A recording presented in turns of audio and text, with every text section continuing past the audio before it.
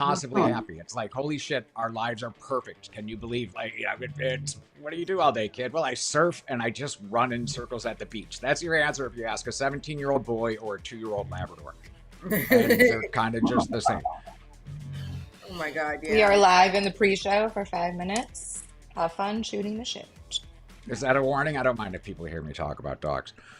I'm just letting you know you're live. That's all. Boys, I'm always happy to talk about dogs. Who isn't? Who hates dogs? Dogs and Zendaya, which will bring us to OnCloud later. Crushing with Zendaya. There are things that are just likable. Just that person seems likable. You know what? So we're talking about. We're going to talk about on crushing it. I'll tell you a little story that happened this weekend, Jeff. I finally went to a Vuari store, which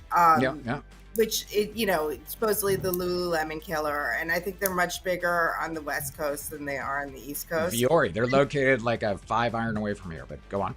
Yeah, so I went to 2 stores, and I have to say I was completely underwhelmed. And I totally get why dudes like it. I don't understand why a woman would like it.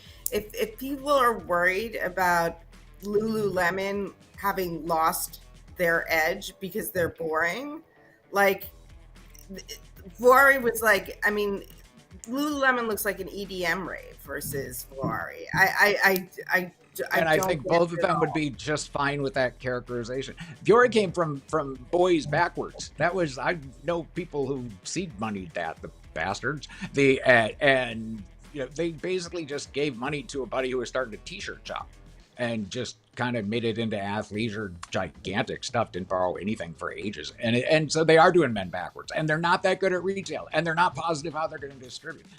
SoFi just invested a ton in Vuori, and I hope that doesn't mean they do an IPO because I don't think they're ready yet. But they really have. If you look at kind of from men's for Christmas, they're the better brand this year. I think that they have come as close as anyone who's going to win, at least for men, at least for fashion, or that subsect. For men. do you have any of their stuff, Jeff? Oh yeah, I'm wearing a shirt right now. It's Jeff in an oatmeal golf button-up.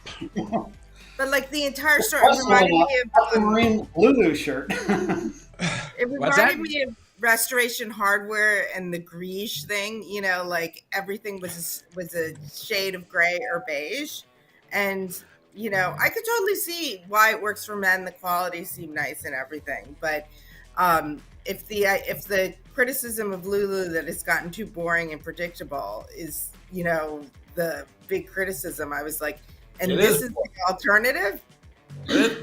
You know, Lulu got huge is what Lulu got. Lulu won. And so it's really hard after you win to just kind of keep winning. Nike won at one point too. It's, you know, and so that's what Vuori's got going for it. It's a different, and they're basically getting to kind of pick up a wake, which is, we'll talk about that a lot when we get to OnCloud, because that whole, I can take a little share from someone who's much better, and they went to the trouble of kind of creating this market. That's a really good business to be in, that second mover thing. Vuori doesn't have to do what Lulu did in men, which is basically say, you know, you're not going to look like you're in a 1980s hair metal band in your tight little pants. You know, if there's spandex, that's not the vibe we're going for. Which was a huge uphill battle. I buy shop at Costco and Amazon for my apparel. I'm a deep value guy. Sorry. Costco, I was cool with that, but really, Amazon? You actually use Amazon private label clothing? Because my God, it's why not just take a tent and safety pin it to your body? I buy my sweatpants there. I buy, Champion. I buy brands off of Amazon. Okay. Robert, you're giving me PTSD of when my husband went on CNBC and started telling everyone that he had bought his suit on Amazon, and all of a sudden my phone starts going off. They're like, can't you get your husband to buy something a little bit than an Amazon suit? I mean, I live my dream. So I have clothes from everybody. I've got Walmart clothes. I've got Target clothes. I've got an entire closet full of shit that I just buy because I want to see how they do at clothes. You know, seems like the least research you could possibly do to buy a pair of Target pants. And the wife will just fisheye me. Just, you know, honey, where'd you buy that? Oh, it's Walmart, honey. You wouldn't believe the price I got for it. It was great. She's like, no, I believe that. You know, we're going to see our friends. So could you change? Yeah, my wife, if I do something like that, my wife just throws it out when I'm not looking. It Oh yeah, goes oh yeah, somewhere and never comes yeah. back. Hey, It's gone. there is no shame in Target close. I don't think there's I don't. You'd be surprised. There's a little bit of pride in shame if you look finding for it. fashion at Target. I don't know. For some reason, novelty tees at 55, I can't pull them off quite as well as I used to. Although timeless. We shouldn't be doing that. All right, we're live. We're going live here. Are we on time? Here we go. So it's time to get started. As much as everyone loves fashion advice from our crew, we're going to move on to stocks and welcome you to the Beats Roundtable. I'm Berna Barshay. Today is Tuesday, November 12th, and our group's here ready to talk stocks and the markets and our best investment ideas. So with us today are Russell Young, Jeff Macke, and Robert Marcin. I'm going to start out today by going to Russell, who I think has an insurance stock today, so not his usual tech offerings. Well, hey, good morning, Berna. It's insurance, but it's a little bit tech oriented because I want to talk about Root Insurance. And insurance uses a ton of data, and as AI starts to get used in applications, people who use a lot of data, who are best at it, are really going to benefit. And I'm going to argue that Root is really an AI insurance company. So what does Root do? This is a company with about 17 million shares at about a $75 to $80 price, so about a $1.2, $1.3 billion market cap. There's just under 11 million shares in the Class A and the float. And what this company does is it's car insurance, and it's smart car insurance. So when you're applying, you use telematics. You turn on your smartphone, and they get a sense on how you drive. If you brake hard and you're going 90 miles an hour, they decline to give you insurance. So they don't want to insure risky drivers. They want to just skim off the very best drivers. As a result, their loss rates are going to be very, very low, and the company is going to be very profitable. This is a big advantage because most traditional insurance companies will write insurance to anyone. And so they'll take the bad drivers, and as a result of taking the bad drivers, they give good drivers higher rates. So Root can offer great rates at low prices. So when we look at the last quarters, can we pull up the slide? Is we see the key performance data for Root are really improving and looking great. And so this company is totally on the mend, and the quarters and the numbers look awesome. And I think this company can earn over $12 a share next year. And so at a $75, $80 stock price, it's really cheap. The consensus opinion on Root is, if we look at the last 3 years, the numbers were terrible, and people think that this company still has to prove itself. But what was really going on in the industry is during COVID, no one was driving, so it was easy, so no one was driving and cars were cheap. And then people started to drive again, and cars were expensive, and people were driving worse. And so the industry went through a huge cycle, and Root got pummeled. But as they were quick on their data and adjusted pricing first and got rid of their bad drivers, they've seen this big turnaround in the business. Now, why is this important? Let's go to the second slide. Is when we look at the insurance industry, and this is hard to see, but if we look at the loss ratios for the first half this year, on the lower left side, you have the very best in the industry, like Progressive. And on the other side, you have the worst industry, like State Farm and Erie, who have very, very high loss ratios. So they're still raising prices right now. Like I just got a price increase from State Farm for 20%.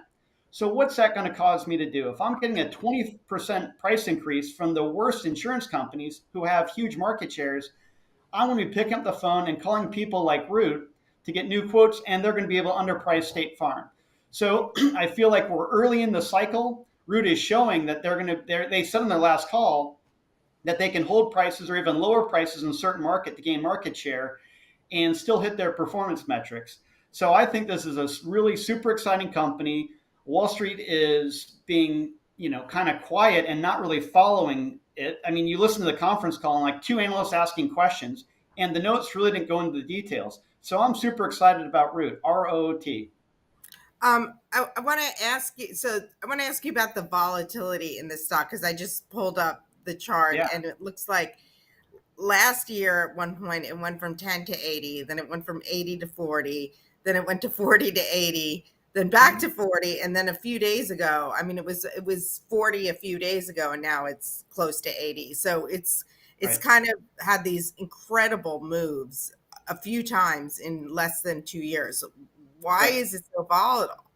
Well, if you pull up a long-term chart, you'll see that when this company came public, it had 10 times the number of shares outstanding, right? And so this was a company that we talked about, that insurance cycle, that it came out with this big fancy market cap of being an AI, insurtech company, and the stock collapsed with the bad cycle. And so they reverse split the stock, right? So instead of there being over 200 million shares outstanding, now there are just over 10 million, the Class A. And so the float is very, very small. And so it's made the stock really jumpy. And like I said before, the results were terrible. So every rally, people were shorting and saying, oh, this is a shitco. It's not coming back. And the results have gotten better. So the stock had a huge move off the last quarter, which was a huge surprise to the positive. And I feel like people are still trying to digest it, but it's just a low float. And these numbers are really turning, which has made the stock crazy volatile.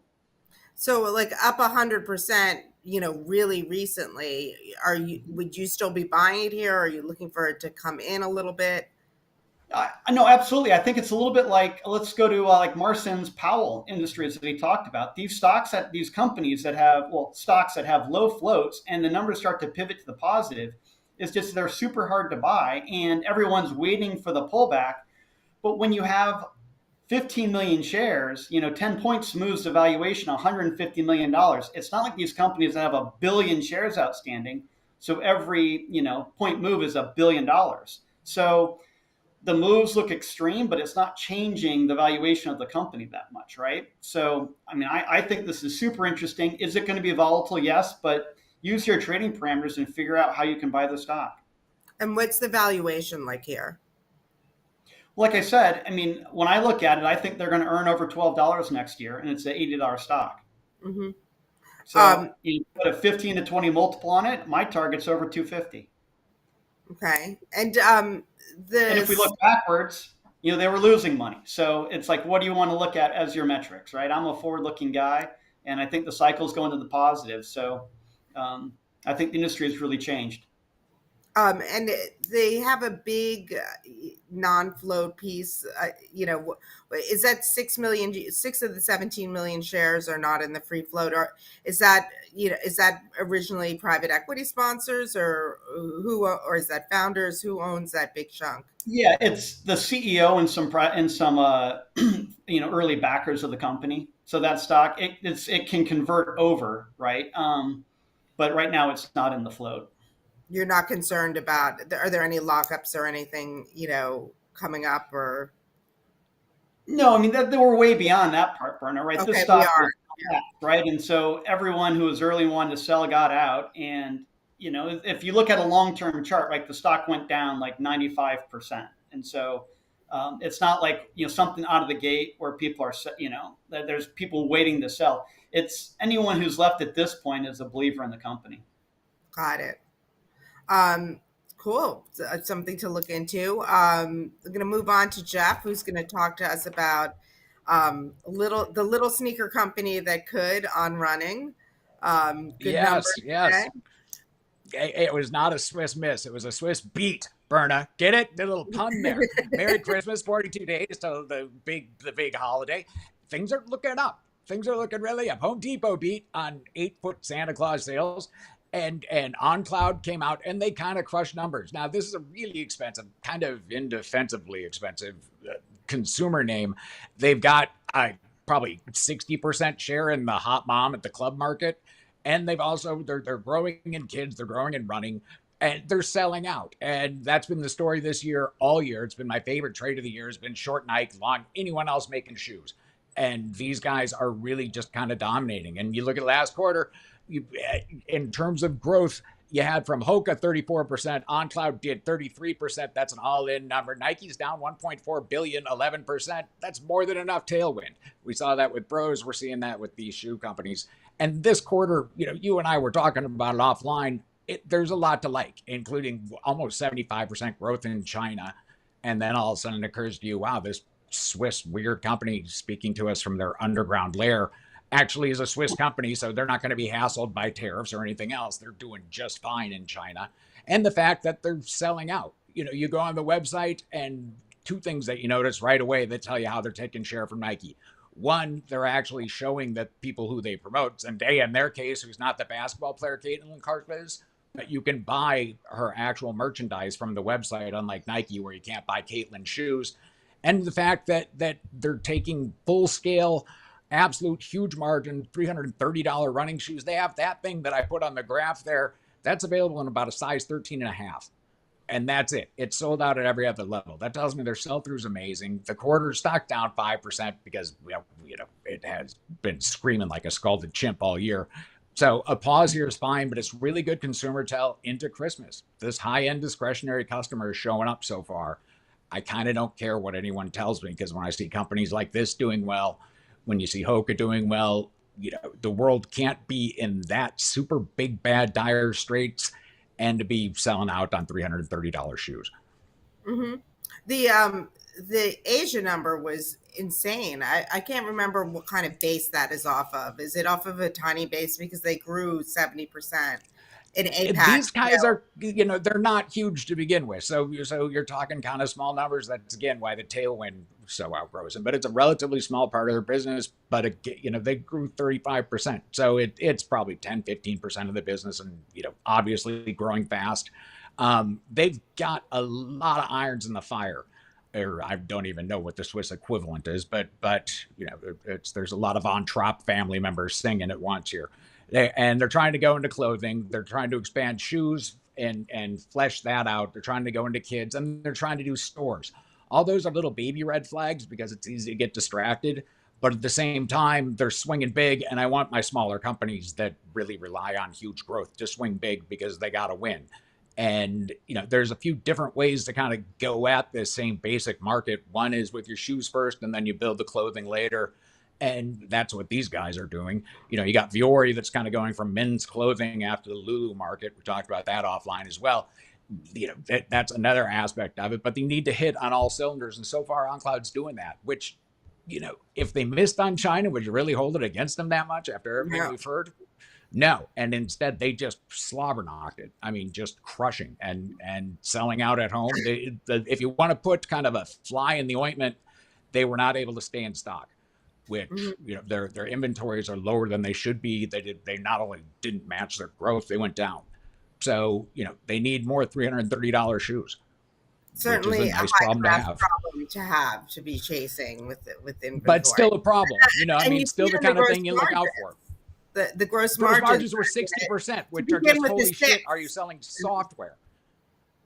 Right? Yeah, that's incredible. I think maybe Adidas hit that like one quarter or something. Crocs hit it maybe one quarter, but so Adidas and Crocs are going at it with a whole different strategy, because they're going at it from like, we're using a 45, 50-year-old soccer shoe, and we're selling that, and it cost us 3 cents to make each of these shoes, and people are paying $150 for them, which is one way to do it.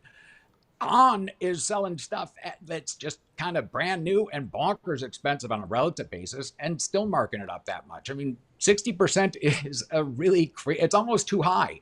You almost just wonder if they're leaving a little on the table, and that's kind of the alchemy or the algebra of these things, and why you end up paying a huge multiple, because you give them the benefit of the doubt. But it's like, okay,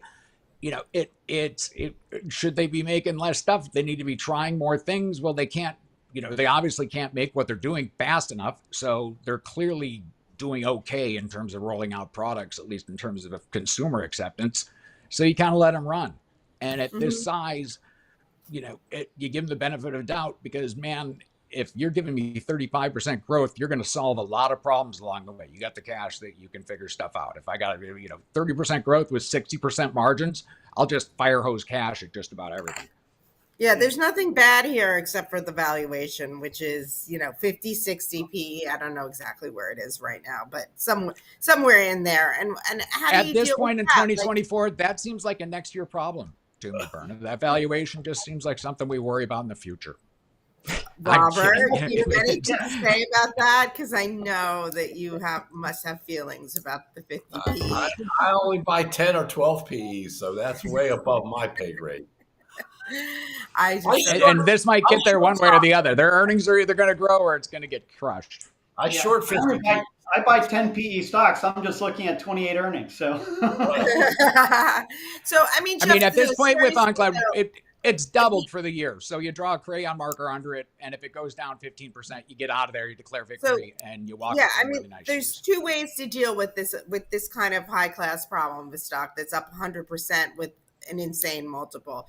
You can either like say, okay, I've doubled my money, I'm gonna sell half, and now I'm playing with the house's money, or you could like run with some kind of sell stop, or you could just throw all caution to the wind, I guess, and not risk manage at all. Like, what's your approach? I'm a sell half guy. And so I'm taking off profits, and I'd rather kick myself in the ass this morning. We're at the point in the rally where I regret selling everything I've ever sold ever. And, so that was a big mistake. And I, paid goddamn taxes on that. Now it's at an all-time high. Another high-class problem. But I'm a sell it down guy. So this is not a huge position anymore for me. It certainly kind of deserves to be, but you sell it down so that if they would have blown up this morning, I would be sad, but I wouldn't be suicidal. I wouldn't have had to call in sick for the show because I'd be in a gutter someplace. So, it's, and that's kind of where I think we are in the rally. Just don't let everything get all bloated and get high in your own supply. Take a little off and chill. Got it. Okay. So we're going to go from high flyers to something a little bit more sober. Robert's got an MLP for us. I'm going to assume this one's not going to be 50 PE. So for the value hunters out there, what do you got, Robert? Yeah, it's trading very well, and I've actually bought it last week or 2 weeks ago it's a $46 stock today, and I paid $45 for it last week. My first purchase was in 2020 at 19, and I rarely buy a stock after it's more than doubled. Especially, a pretty boring company. It's MPLX, which is the Marathon Petroleum Midstream MLP spinout. They made the name MPLX, which is kind of odd because now the ticker and the name are the same thing, and that's just not too creative in my book, but I'll live with a bad name. I got MPLX in my portfolio, and it's a simple reason. The company announced most MLPs and C Corp midstream companies are growing mid-single digits, and they're growing their distributions or dividends mid-single digits. And these guys announced that they were, after raising their dividend last year 10%, everybody thought this year would be 8%, and they raised it 12.5%. And they said they were going to be able to raise it at that rate for multiple periods ahead. So this is not rocket scientist here, okay? It's an 8.2% yield today, and if they raise it 12.5% for each of the next 2 to 3 years, and you add the 8% dividend to the growth rate, because in the terminal period, you're still theoretically going to be at an 8% yield to start with that assumption. So you're going to get 20% a year. And where the stock market is, I think a boring 20% a year for 2 to 3 years is a damn good investment idea, okay? Now, let's say something positive happens, and these MLPs that are trading at 7 to 8% start to get dividend yields that, move down. And why would they move down? Because the C Corps have already moved down to 4 to 5% after being 6-ish to 7-ish a couple years ago. So I looked at Williams companies. It's one of the granddaddies of the pipeline business. C Corp been around forever. Company trades for a 3.35% dividend yield with a 4.5% 5-year trailing growth record, 100% payout ratio, and 17 times EBITDA. Well, if Marathon would sort of drop down to a 6.5% yield from an 8.25% yield, because people wake up and say, it's just stupid. I mean, people want to buy the energy trade. Maybe they want to buy natural gas processing for AI electricity fuel. I don't know. But the C Corps have had massive rallies and are trading down to up to ridiculous valuations and down to dumb low dividend yields, in my opinion. So you would, if the terminal dividend yield in 2 to 3 years was 6 to 6.5%, because Williams has got a 3.5% dividend yield today, and that's more than ample spread in my book. It would be 30% a year. You add another 10% a year for appreciation on the stock above and beyond the growth rate of the dividend yield. So it's a boring company. They move 4 million barrels of oil a day in this country, and we only produce 13. They have a pretty big share. They move 2 million barrels a day of product. They gather and process natural gas in the Permian and Appalachia. They're two big basins, and it's a 5, 6, 7% grower in revenue and EBITDA a year, but they've become very, very shareholder friendly and have decided to take their payout rate up more than the other MLP companies. So they're going to have superior dividend growth for the next 2 to 3 years, and I think the stock follows with the dividend growth at a minimum. What's the flip side of being more aggressive on the dividend payments? Is there something that they could be or would be or should be investing in that they can't because of the higher dividend rates? Why aren't the other MLPs sort of returning as much capital as they are? Very good question, Berna. Okay, so being oil heavy and liquids heavy, they and Plains the MLP PAA, they've decided to take their coverage ratio down. So they're willing to pay out more of their cash flow because there's not as many internal growth opportunities. The natural gas guys have taken their coverage ratios up to 1.7. They're not paying out as much as they could because they've chosen to become growth companies. And there's always a new fractionator or a new pipeline, a new gathering system, a new terminal that needs to be built to solve the world's energy problem. And we will be exporting more LNG and more propane, NGLs, to Europe and the rest of the world under Trump for sure. That would not have happened under the Harris administration. So the move in these pipelines and midstream companies that process and transport and ship and store liquids as well as dry gas, they're going to have a nice tailwind from the export market for the next 3 to 5 years. So the negative, to answer your question specifically, is that your coverage ratio is less solid when you take your payout ratio up. So if their payout ratio goes up, it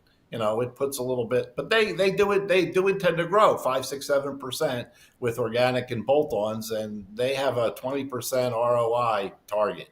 And that's a lot higher than a lot of the other midstream companies have delivered historically. The Energy Transfers and the Energy are great companies, but their stocks have been crap for 20 years because they've overinvested a couple of times. And then they risk doing that again, in my opinion. I would like to see the dividend payout ratios rise for Energy Transfer and Energy Partners, just like, just to duplicate what MPLX is doing at some point in the next few years. Mm-hmm. I mean, it's interesting. I mean, you have like relative growth or relative cash return on these MLP names. But, if you really wanted to shoot for growth, in the nat gas complex, wouldn't it make more sense to shoot at the production level for the growth and then, take the safety and the cash of the when you're playing in the MLP world? Because by definition, MLPs are not going to be growth stocks. Yeah, and when they try to be, it doesn't come out well. Right. The risk. That's the risk for the natural gas guys. See a world of opportunity. The oil guys know that they have limited volume growth forever, and at some point it's supposed to turn negative. So they're treating their organic investment opportunities differently. Correct. Mm-hmm. Mm-hmm. Got it. Well, unless anyone's got anything else, I'm gonna wrap it up here. Thank everyone for joining. I want to know what Russell's trading. You've been whipping around. What are you all trading? Show. What are you doing? I'm just watching what's going on. I mean, the last couple of days we've had a lot of the short stocks have just really ripped up, and so I think just adding a little bit to some of the shorts that have really ripped, and it's pretty interesting where the market has they've freaked out on solar. Now I'm negative on rooftop solar, but like utility grade solar, like First Solar, is getting totally crushed. And the outlook for utility scale under Trump is not going to be bad with Elon telling him what to do. So the stock's down another 5% today. So I was just adding to First Solar. These moves are just kind of incredible. But questionable companies like Upstart were going bonkers the last 2 days, and now they're getting smashed. So this market's just so volatile. Always. And man, it loves a theme. I was looking at the pot stocks just now, down 40% over the last month. The MSOS. I mean, it's this market's gone just bonkers with the holy, person X1. This is amazing for industry Y, or it sucks for industry W, and we're just going to kill them. And I am no expert in this space, but man, they can't all be zeros. Down 40% seems a little crazy for some of these groups, and it's the same the other way. I mean, we've got a little MSTR, so the Bitcoin's nice, but it's a little, we're a little happy right now. Yeah, no, and everyone's gotten really excited about nuclear power, and I am too. But in the same time, they've taken, like, the shitcodes of the industry have all gone crazy. And I mean, it's always in a rally. I want some of Robert's high yield stuff right now. I want some of Robert, like that actually does sound kind of sexy to me right now. Listen to these cap coverage. I'm thinking, that sounds like a nicer business than trying to make Swiss running shoes forever at a 50 growth rate. Yeah, but and as Robert was talking about, energy stuff, I was just thinking about Xane, right? Because I think if we're going to start exporting more natural gas, I was just trying to think about, natural gas prices. Because if it's a cold winter and exporting more, gas could really rip, and the contribution margin when that falls to the bottom line is extreme. So I was just thinking about that. So out of favor. All right, and boy, the earnings leverage in that company is huge if you get into a good cycle. So that's what I was thinking about. Excellent. Yeah. It's if I know 7 to 8% MLP yields, pay an accountant to do the freaking accounting. It's still worth it. Don't default to C corps because you're afraid of an MLP, a K1. That's bullshit. Yeah, the only problem is when you have an MLP, like you can't do your taxes. Well, a lot of people can't do their taxes till October, but no, they've gotten a lot quicker now. They're getting them out in spring, so that has changed. It has. Oh, I think maybe I just own the wrong ones. I feel You're like you're still too lazy and file extensions and do your taxes in October. I just feel like I'm always like looking for that one MLP K1 that's keeping me from finishing my taxes. That's the biggest turnoff from the group to me. But anyway, if you liked what you heard today, come check us out at wallstreetbeats.com. You'll find our real-time chat, transcripts, some of the charts that might have been too hard to read on the screen today. I'm Berna Barshay. We'll be back tomorrow, and thanks again for joining us.